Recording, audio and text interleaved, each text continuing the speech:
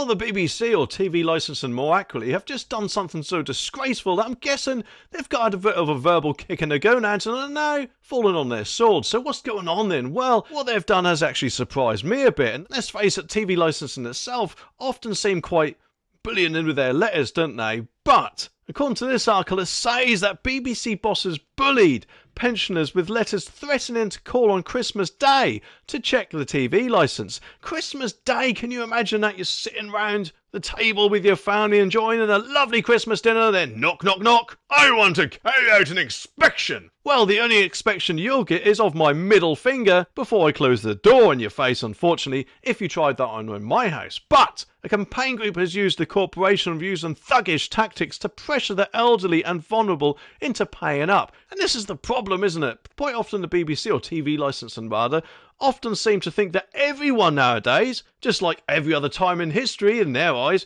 requires a TV licence, when that is not the case. And they need to get their heads around this, whether they like it or not. If they start taking their heads out of their bums and start actually looking around and seeing, oh, hang on, there are other channels and services which people don't need to pay TV licence for, then they'll get on much better in my opinion. But the notice, which threatens £1,000 fine and legal costs, reads, will you be in on December the 25th? As there is no record of a TV licence at your address, you should expect a visit from an enforcement officer. It may be on December the 25th or another day.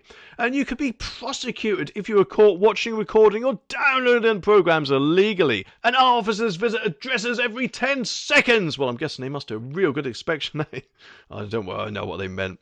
And if no one answers, they can come back. That's alright, they can get the door closed in the face again or not answered at all. Especially, of course, if you've got a smart doorbell, you just don't answer, or you say something like no thank you, I guess. That's what I'd do anyway. Dennis Reed, though, of Over 60's campaign group Silver Voice, has said such threatening behaviour is thuggish. It's an underhand, desperate attempt to try and pressure older and vulnerable people into paying. To specify Christmas Day of all days is astonishing. And yeah, of course, he's right, isn't he? They've got no right at all, in my opinion, to do such a thing. But just what have they said about this? Well, a TV licence spokesperson said, we sent the letters an hour. He said, we apologise to anyone who's received one. There will be no visits on Christmas Day. Oh no.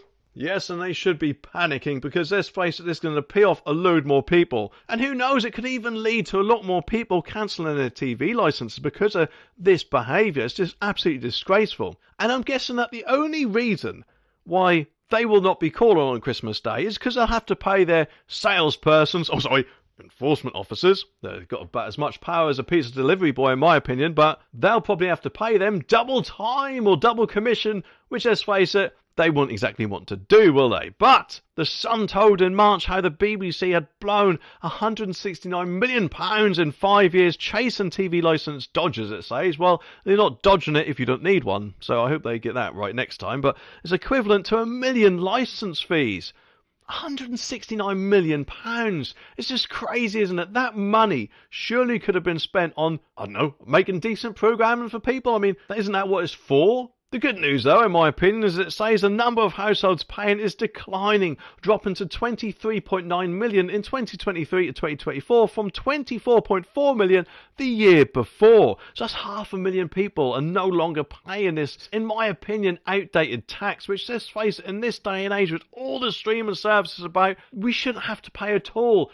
Even if we want to watch other TV channels live, I mean, who do they think they are? Saying that, oh, hang on, ITV, you've got something on there. If you want to watch that, you're going to have to pay us for the privilege, when they're a completely separate organisation. And in fact, if I was ITV, I would kick up a right fuss about this and say, who the hell do you think you are, taking away our potential viewers because you want some money? It's just absolutely disgraceful.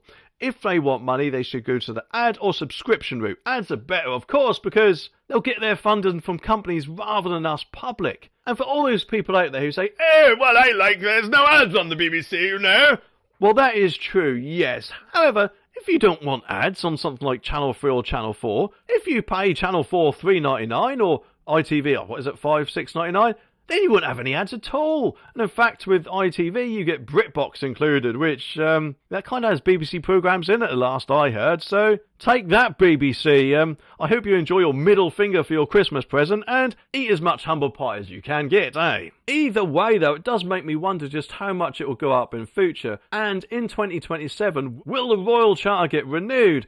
I'm guessing with Labour in charge, unfortunately, there is quite a good possibility of that. Almost probably certain, I'm guessing. However, we'll just have to wait and see.